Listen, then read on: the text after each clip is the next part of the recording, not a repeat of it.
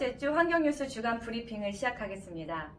첫 번째 뉴스로는 먼저 포스코 직원들의 특정 질환 암 발생이 직업성 질환과 관련성이 의심된다는 소식입니다. 국회 환경노동위원회 정의당 강은 의원은 포스코 종사자들 대상으로 최근 10년간 특정 질환 진로 인원 확인 결과 포스코 여성 직원은 전국 직장 가입자 여성보다 중피 연조직암 6.5배, 눈, 뇌, 중추 신경계통암 5.1배, 방광암 5배, 난소암 2.4배, 갑상선 기타 내분비선암 1.8배, 요로암 1.8배, 유방암 1.2배 등 9개 특정 질환이 높았습니다.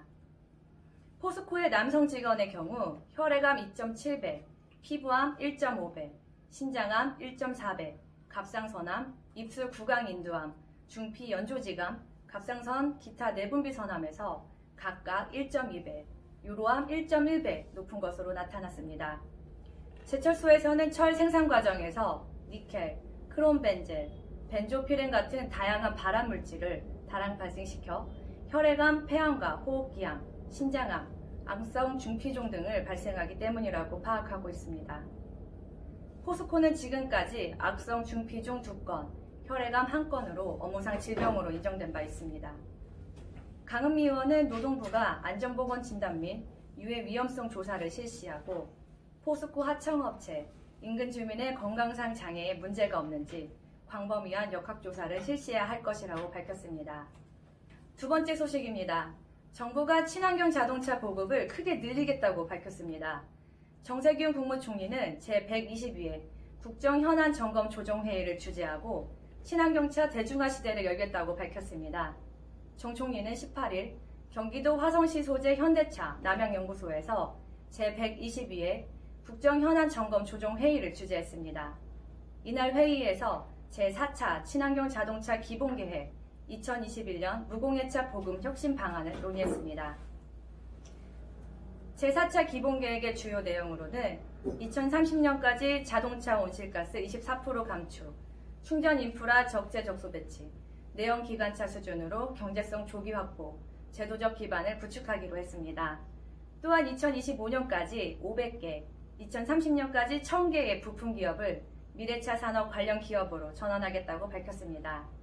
특히 미래차 분야 중소 중견 뉴 플레이어를 집중 육성하겠다고 밝혔습니다. 세 번째 소식은 환경부가 2월 19일 정지궤도 환경위성인 천리안위성 EBO를 발사 1주년을 맞이해 그동안 환경위성센터의 주요 성과, 올해 중점 추진 계획을 밝혔습니다.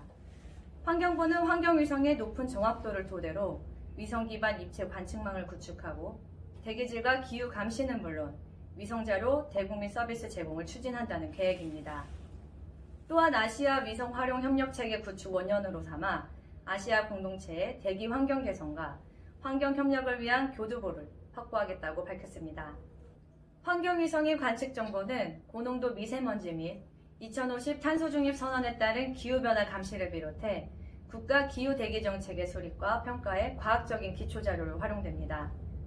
지난해 2월 19일 정지궤도 환경위성 발사 후 미국 항공우주국 나사 등과 국제공동조사 등을 종합하면 환경위성 관측 항목인 이산화질소와 오존의 정확도는 지상 관측 자료를 비교했을 때에 80에서 90% 수준으로 확인됐습니다. 네 번째 소식은 자생식물 추출물이 환경유해 물질에 대한 피부세포를 보호하는 효과가 있어 기술을 국내 화장품 기업에 이전한다는 소식입니다. 드럼 방동산이 추출물은 피부세포 실험에서 알데히드 화합물에 의한 세포 독성을 절반 이하로 감소시키고 알레르기 유발물질인 히스타민 분비를 63% 이상 줄어들게 했습니다. 연구진은 지난해 10월 국내 특허 2건을 등록하고 이번 연구 결과를 토대로 국제학술지인 바이오 몰레큘스에 투고할 예정입니다. 국립생물자원관은 화장품 중소기업인 청담 CD CJ엠팜, 제이시아, 헤르바 바이오 등과 2월 18일 드럼 방동산이 특허에 대한 기술 이전 계약을 서면으로 체결했습니다.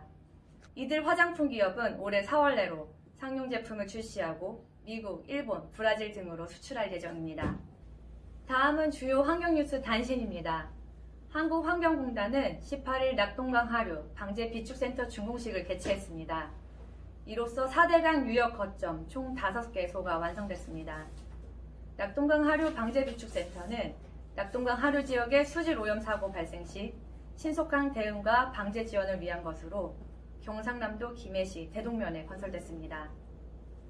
한국환경공단 장준영 이사장은 이번 낙동강 하류 방제비축센터 신축으로 부산, 울산, 경남 지역 주민에게 안전한 낙동강이 될 수 있는 초석을 마련하겠다고 말했습니다. 환경인적자원개발위원회에서는 포스트 코로나와 그린 뉴딜 시대에 발맞추어 일자리 소통 프로젝트인 그린자리를 오픈했습니다.